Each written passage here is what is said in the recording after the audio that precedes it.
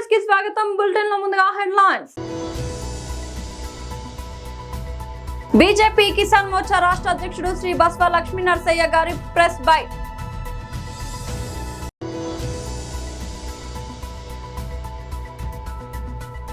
తెలంగాణ భవన్లో బీఆర్ఎస్ నేతల విలేకరుల సమావేశం.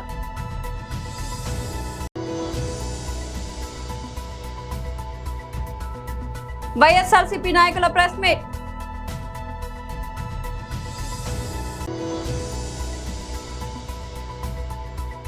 అలపిరి మార్గంలో పెద్ద పోస్టర్ ప్రదర్శించిన యువతి. బీజేపీ కిసాన్ మోర్చా రాష్ట్ర అధ్యక్షుడు శ్రీ బస్వ లక్ష్మీ నరసయ్య గారి ప్రెస్ బైట్. మీడియా మిత్రులకు నమస్కారం. తెలంగాణ రైతాంగానికి కేంద్ర ప్రభుత్వం ఒక చరిత్రాత్మకమైన నిర్ణయాన్ని తీసుకోవడం జరిగింది.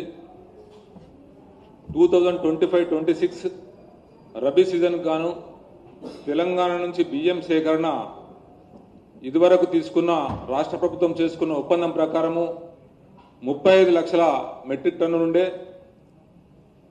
అదనంగా 8 లక్షల మెట్రిక్ టన్నులను ఈరోజు తీసుకోవచ్చు అని చెప్పి తెలంగాణ ప్రభుత్వానికి ఆదేశాలు జారీ చేయడం జరిగింది. దీనికి గౌరవనీయులైన కేంద్ర వినియోగదారుల వ్యవహారాల ఆహారము మరియు ప్రజా పంపిణీ శాఖ మంత్రులు శ్రీ ప్రహ్లాద్ జోషి గారు నిర్ణయానికి ఈరోజు 8 లక్షల మెట్రిక్ టన్నులు తెలంగాణ ప్రభుత్వానికి అదనంగా తీసుకోవడం జరుగుతుంది. దీనికి మన తెలంగాణ నుంచి గౌరవ మంత్రివర్యులు కిషన్ రెడ్డి గారు, భారతీయ జనతా పార్టీ కిసాన్ మోర్చా తరఫున ఎంపీలు, ఎమ్మెల్యేలు, ఎమ్మెల్సీలు గౌరవ కిషన్ రెడ్డి గారి ద్వారా కేంద్ర ప్రభుత్వానికి విన్నవించడం జరిగింది. ఇక్కడ ఉన్న రాష్ట్ర పరిస్థితులను దృష్ట్యా రైతాంగం చాలా క్లిష్ట పరిస్థితిలో ఉంది. రైతాంగాన్ని ఆదుకోవాల, మరికొంత అదనంగా ధాన్యాన్ని సేకరిస్తే బాగుంటుందని చెప్పడం వల్ల కిసాన్ మోర్చా తరఫున కేంద్ర ప్రభుత్వానికి రిప్రజెంటేషను మన గౌరవ కిషన్ రెడ్డి గారి ద్వారా ఇవ్వడం జరిగింది. దానికి వాళ్ళు సానుకూలంగా స్పందించి ఒక చరిత్రాత్మకమైన నిర్ణయాన్ని తీసుకోవడం జరిగింది. కాబట్టి గౌరవ ప్రధానమంత్రి నరేంద్ర మోదీ గారికి, అదేవిధంగా గౌరవనీయులు ప్రహ్లాద్ జోషి గారికి, మన తెలంగాణ మంత్రివర్యులు కిషన్ రెడ్డి గారికి భారతీయ జనతా పార్టీ తెలంగాణ కిసాన్ మోర్చా తరఫున, రైతాంగాన్ని తరఫున వారికి కృతజ్ఞతలు తెలియజేస్తున్నాం. అదేవిధంగా ఇది నిన్ననే మంత్రివర్యులు ప్రహ్లాద్ జోషి గారు విడుదల చేసిన ఆర్డరు. ముఖ్యంగా ప్రతిసారి కూడా తెలంగాణ రైతుల గురించి కేంద్ర ప్రభుత్వం తీసుకున్న నిర్ణయాలన్నీ కూడా సాహసోపేతమైన నిర్ణయాలే. తెలంగాణ రైతాంగం బాగుండాలని తీసుకున్న నిర్ణయాలు పూర్తి స్థాయిలో బాగుంటాయి. కానీ ఇక్కడ రాష్ట్ర ప్రభుత్వం చేస్తున్న వ్యవహారం మాత్రము రైతులకు ఏ మాత్రం కూడా చేయూతనిచ్చే పరిస్థితుల్లో లేదు. అధికారంలోకి రాకముందైతే ఎన్నో ప్రగల్భాలు పలికి వరంగల్ డిక్లరేషన్ పేరుతోటి మేనిఫెస్టోలో పెట్టి ఎన్నో రకాల వాగ్దానాలు చేసిళ్ళు. ఆ వాగ్దానాలను తుంగలో తొక్కి ఇది పూర్తి స్థాయిలో కేంద్ర ప్రభుత్వమే ఆధారపడడం జరుగుతున్నది. తెలంగాణ భవన్లో బీఆర్ఎస్ నేతల విలేకరుల సమావేశం. వరకు ఆహ్వానం కల్పిస్తూ అందరినీ ప్రోత్సహిస్తూ నడిపించడం వల్లనే భారతదేశంలో ఒక రాష్ట్రంలో సర్వప్రక్రియ ఇంత పెద్ద జరిగింది అని చెప్పంటే అందులో బీఆర్ఎస్ పార్టీ కీలక పాత్ర వహించింది. కానీ నిన్న ఒక బాధ్యత కలిగినటువంటి ప్రభుత్వ పరిపాలకుడు ఉన్నటువంటి వ్యక్తి తన కొడంగల్లో ఉన్నటువంటి అక్రమ ఓటర్లు, ఇతర రాష్ట్రాల వాళ్ళు, పొరుగు రాష్ట్రాల వాళ్ళు డబుల్ త్రిబుల్ ఓట్లున్నటువంటి అన్ని కూడా బట్టబెలేనని చెప్పని బీఆర్ఎస్ పార్టీ ప్రత్యేకంగా గుర్తించి ఫిర్యాదు చేసి అక్కడ ఉండేటువంటి నాయకత్వాన్ని కొడంగల్తో సహా, కొడంగల్ నుంచి మొదలు పెడితే కోదాడ వరకు, ఆదిలాబాద్ నుంచి మొదలు పెడితే అచ్చంపేట వరకు ఉండేటువంటి ప్రతి గ్రామంలో ఉండేటువంటి ప్రతి బూత్లో ఉండేటువంటి డబుల్ ఓట్లను మా శ్రేణుల ద్వారా తిరిగి మళ్ళీ డబ్బులు ఓట్లు కూడా కావద్దు ఇక్కడ అని చెప్పని మేము అప్రమత్తం చేస్తే ఆ కొడంగల్ ఆటలు సాగుతలేవు. కనుకనే వాస్తవాన్ని కప్పిపుచ్చాలని చెప్పని బీఆర్ఎస్ బీజేపీ కుట్రమంతం చెప్పంటారు. దీన్ని పూర్తిగా మేము ఖండిస్తున్నాము. జాతీయ పార్టీలు కానీ వివిధ పార్టీలు కానీ ఏదైనా కమిటీ బాధ్యతగా పనిచేస్తున్నాయని చెప్పంటే తెలంగాణ రాష్ట్రంలో ఉండేటువంటి 35-36 వేల బూతులలో ప్రతి బిఎల్ఏ ఒక నిబద్ధతతో పనిచేయడం వల్లనే ఈరోజు ఈ స్థాయిలో ఈ ఓటర్ల ప్రక్షాళన జరుగుతుంది. అయితే బిఎల్ఓలకు వాస్తవంగా కాంగ్రెస్ పార్టీ ఎన్నికలలో హామీ ఇచ్చింది.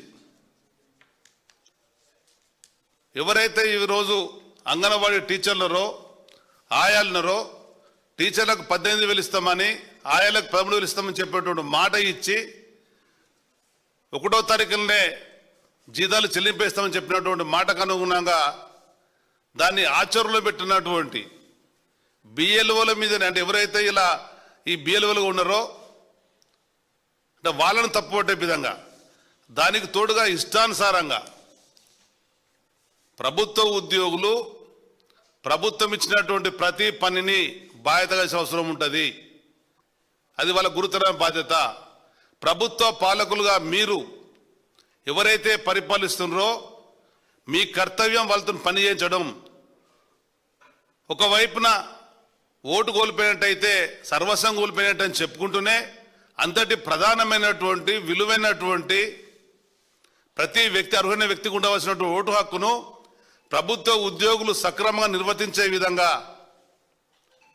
దాదాపు 27 రోజులు అవుతుంది నేటి వరకు. ఒక్కసారి కూడా తెలంగాణ రాష్ట్ర ప్రభుత్వం ముఖ్యమంత్రిగా రాష్ట్రం జరుగుతున్నటువంటి ఈ ప్రక్రియ మీద ఏనాడు కూడా సిద్ధపెట్టలేదు. వైఎస్ఆర్సీపీ నాయకుల ప్రెస్ మీట్. విధంగా 2019 నుంచి 24 వరకు బీసీలంటే బ్యాక్వర్డ్ క్లాస్ కాదు, బీసీలంటే బ్యాక్ బోన్ అని చెప్పేసి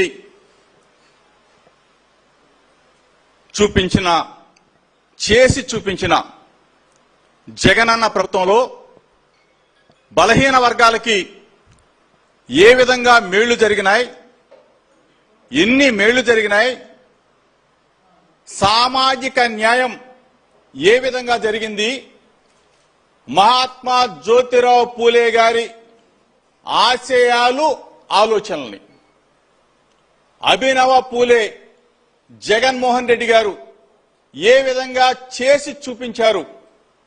స్వతంత్ర భారతదేశ చరిత్రలో స్వతంత్రం వచ్చిన తర్వాత ఆంధ్రప్రదేశ్ రాష్ట్రంలో బలహీన వర్గాలని ఏ విధంగా బలవంతులుగా తీర్చిదిద్దాడు ఒక్కసారి ఆలోచన చేసుకుని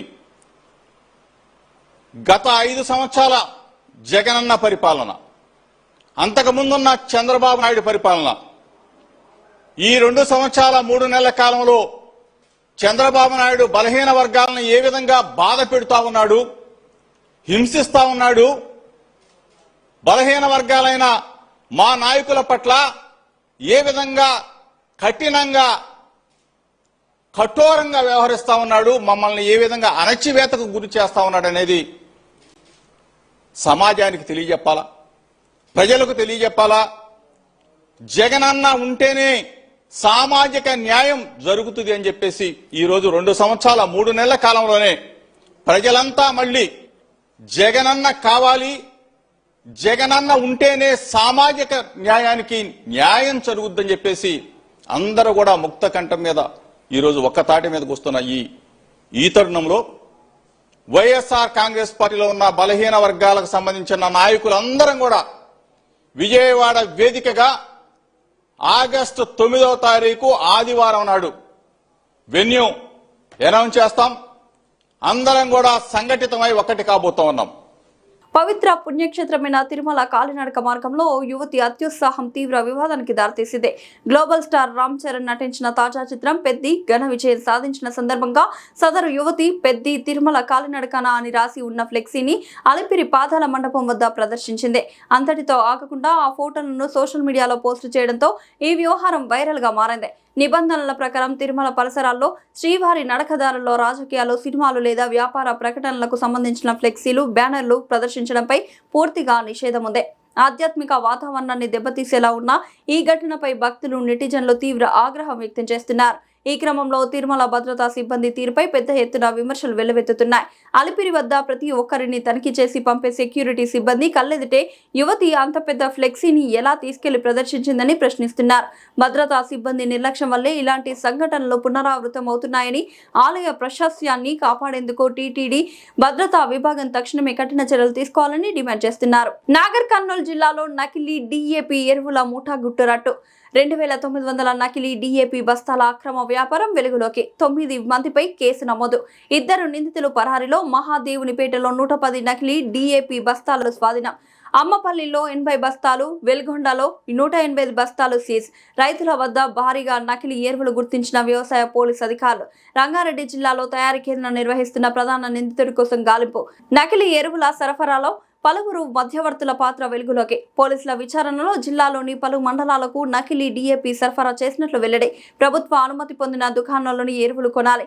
డీఎస్పీ బుర్రి శ్రీనివాసులు ఎరువులు కొనుగోలు చేసే ప్రతి రైతు తప్పనిసరిగా రసీదు తీసుకోవాలని సూచన. నకిలీ ఎరువుల సమాచారం వెంటనే వ్యవసాయ శాఖ లేదా పోలీసులకు ఇవ్వాలని విజ్ఞప్తి. నాగర్ కర్నూలు డీఎస్పీ కార్యాలయంలో మీడియా సమావేశంలో కేసు వివరాలు వెల్లడించారు. డీఏపీని మన నాగర్ కర్నూలు జిల్లాలో వివిధ గ్రామాలకు తీసుకురావడానికి ఈ సర్కపల్లి అశోక్ కుమార్ రెడ్డి, కోడుపర్తి గ్రామం, తిమ్మాజిపేట మండలం, ఇతను సహాయ సహకారాలు అందించడం జరిగింది. ఇతని యొక్క సహాయ సహకారాలతో సుమారు దగ్గర ఒక 4,000 బ్యాగ్స్ వచ్చినాయి కదా సార్. ఒక 3,000 నుంచి 4,000 బ్యాగుల వరకు డీఏపీ మన ఈ నాగర్ కర్నూలు జిల్లాలోని వివిధ గ్రామాలకు ఈ సరఫరా చేయడం జరిగింది. అవి మాకు ఎట్లా తెలిసిందంటే 17వ తారీఖు రోజు, ఈ నెల 17వ తారీఖు రోజు మహాదేవునిపేట విలేజ్ లో కొంతమంది రైతుల దగ్గర ఈ నకిలీ డీఏపీ వచ్చింది. వాళ్ళ రైతులు కూడా తక్కువ ధరకు వస్తుందని చెప్పేసి కొనడం జరిగింది అని చెప్పేసి ఇన్ఫర్మేషన్ మీద అక్కడ రైడ్ చేస్తే మనకు కొన్ని బస్తాలు దొరికినాయి. ఈ నకిలీ డీఏపీ అంటే సేమ్ ఎక్కడ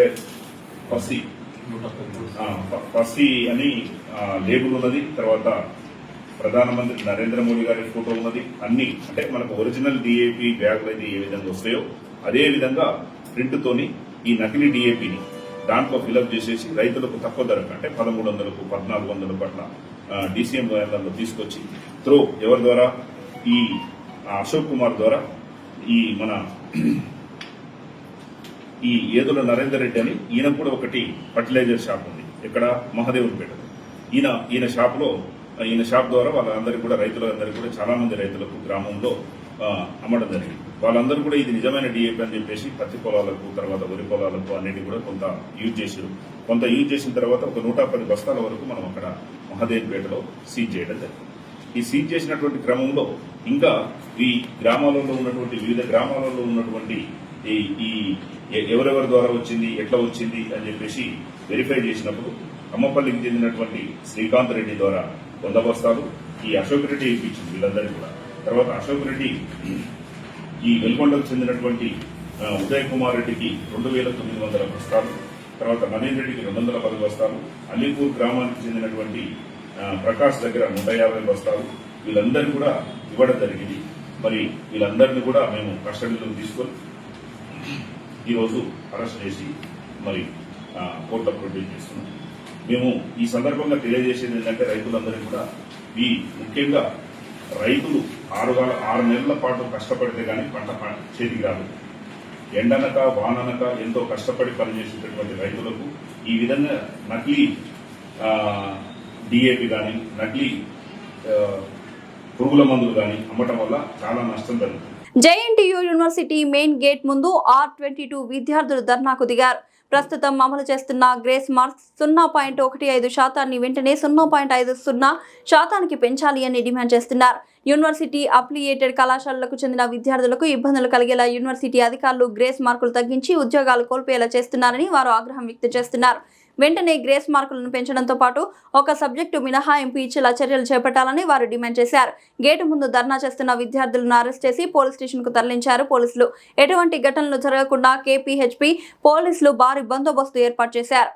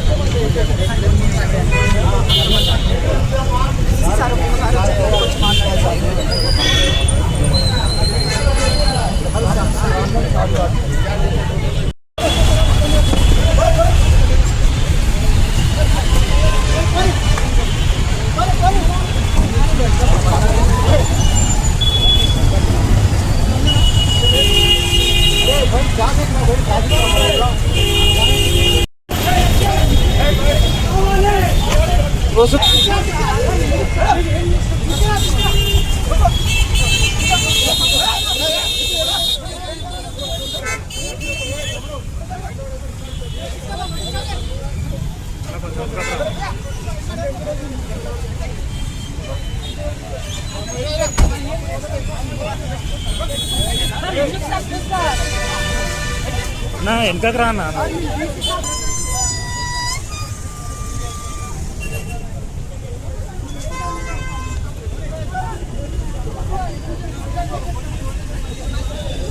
బాల గంగాధర్ తిలక్ స్ఫూర్తితో గణేష్ ఉత్సవాలు నిర్వహించుకుందామని బయ్యా వాసు గణేష్ ఉత్సవ సమితి ఆంధ్రప్రదేశ్ రాష్ట్ర ఉపాధ్యక్షులు పేర్కొన్నారు. గురువారం నెల్లూరు నగరంలోని స్థానిక విశ్రాంతి హోటల్ నందు విక్రమసింహపురి గణేష్ ఉత్సవ సమితి విస్తృత స్థాయి కార్యకర్తల సమావేశంలో స్వాతంత్ర ఉద్యమానికి దైవ శక్తిని మిళితం చేసి గణేష్ ఉత్సవాలు సమాజ శక్తిని సంఘటితం చేసిన బాల గంగాధర్ తిలక్ స్ఫూర్తితో గణేష్ ఉత్సవాలు నిర్వహించుకుందాం. బాల గంగాధర్ తిలక్ జయంతి సందర్భంగా నివాళులర్పించి పలువురు ప్రసంగించారు. గణేష్ ఉత్సవాలు విక్రమసింహపురి గణేష్ ఉత్సవ సమితి గౌరవ అధ్యక్షులు పిట్టి సత్య నాగేశ్వరరావు మాట్లాడుతూ గణేష్ ఘాట్ నందు నిమజ్జన సందర్భంగా చేయాల్సిన ఏర్పాట్లు, నెల్లూరు చెరువు నందు గుర్రపు డెక్క తొలగింపు, నీటి నిల్వ ఏర్పాట్లపై మంత్రులు, ప్రజా ప్రతినిధుల దృష్టికి తీసుకెళ్లామని సానుకూలంగా స్పందించారని తెలుపుతూ గణేష్ మండప నిర్వాహకుల ఐక్యముగా సహాయ సహకారాలతో ఘనంగా నిర్వహించుకుందామని తెలిపారు.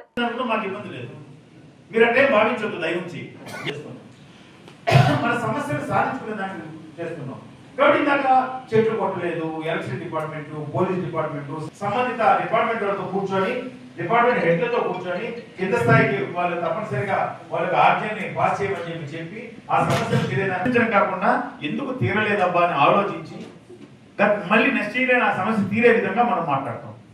తీర్చాల్సిన బాధ్యత ఒక్కొక్కటి సక్సెస్ కాకపోవచ్చు కూడా. ప్రతి మాకు రాష్ట్రం మొత్తం పడికి ఒక సమస్య వచ్చింది, డీజేలు ఆపమంటున్నారు ఇచ్చే విధంగా మాట్లాడుతున్నాం ఈ సంవత్సరం. అది కూడా మనకు ఆ సమస్య తీరుతుంది. అదేవిధంగా రాష్ట్రంలో గత సంవత్సరము అనేక హైకోర్టులో బిల్లు వేసింది. హైకోర్టు జడ్జి గారు చాలా స్పష్టంగా చెప్పారు, మీరందరూ గుర్తుంచుకోండి. జడ్జి గారు వారు కోరుతున్న మార్గంలో తగినటువంటి భద్రతను కల్పించేది మీ బాధ్యత. కాబట్టి ఆ బాధ్యత స్పష్టంగా కోర్టు హైకోర్టు తీర్పు. కాబట్టి మనము విశ్వాసంతో మనం పోరాడితే తప్పకుండా క్లారిటీ తీసుకుంటాను. ఈ 50 మంది నా చేయించడంలో మేము 5వ రోజు నిబంధన చేస్తున్నాను ఒకసారి చేయండి. 60% ఉన్నారు. ఎందుకని ఆలోచించాలి. ఉంటాయి ఇందాక ఎవరో కోపరేగో తత్వశక్తి, ఇప్పుడు సంఘటిత శక్తి, మనం కలిసి ఉండడమే మన శక్తి. కాబట్టి దానికి సిద్ధాంతులు అడిగాం. మనం సిద్ధాంతులు అడిగితే వారు ఇచ్చిన ఇదేంటంటే 3వ రోజు ఉద్వాసన చేయండి. 3వ రోజు ఉద్వాసన చేస్తే గణేష ఉత్సవాల ఆద్యులు లోకమాన్య బాలగంగాధర్ తిలక్ జయంతి సందర్భంగా స్థానిక హోటల్ విశ్రాంతి నందు విక్రమసింహపురి గణేష ఉత్సవ సమితి యొక్క సమావేశం జరిగింది. ఈ సమావేశంలో సుమారుగా 100 మండప నిర్వాహకులు హాజరయ్యారు. వారి యొక్క ఇబ్బందులు, వారు ఎదుర్కొంటున్న సమస్యల గురించి కమిటీకి తెలియజేయడం జరిగింది. ఈ సమస్యల పరిష్కారం కోసం కమిటీ దానికి తగినటువంటి ప్రభుత్వ అధికారులు, పాలనాధికారులను సంప్రదించి ఆ సమస్యలు సాల్వ్ చేసే దానికోసం కృషి చేస్తామని చెప్పి ఈ సందర్భంగా తెలియజేస్తున్నాం. ఈ సంవత్సరం ఎప్పటిలాగే 5వ రోజు నిమజ్జనోత్సవం జరుపుకోమని పిలుపునిచ్చాము. 5వ రోజు శుక్రవారం వచ్చింది. మేము పండితులను కలిసినప్పుడు 1వ రోజు కానీ 3వ రోజు కానీ కలిసే ఉద్వాసన చెబితే 5వ రోజు నిమజ్జనం చేసుకోవచ్చు శుక్రవారం అయినప్పటికీ అని చెప్పారు. కాబట్టి ఆ సూచన కూడా నిర్వాహకులకు ఇవ్వడం జరిగింది. బులెటిన్ ముగించే ముందు హెడ్లైన్స్ మరోసారి. బీజేపీ కిసాన్ మోర్చా రాష్ట్ర అధ్యక్షుడు శ్రీ బస్వ లక్ష్మీ నరసయ్య గారి ప్రెస్ బైట్.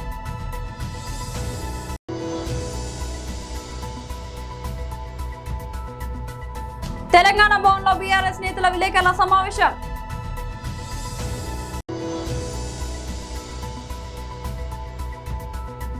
వైఎస్ఆర్సీపీ నాయకుల ప్రెస్ మీట్.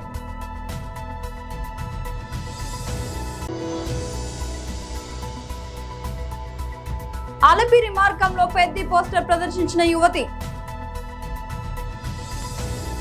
బులెటిన్ అప్డేట్ మరొక బులెటిన్లో మళ్ళీ కలుద్దాం. అంతవరకు సెలవు.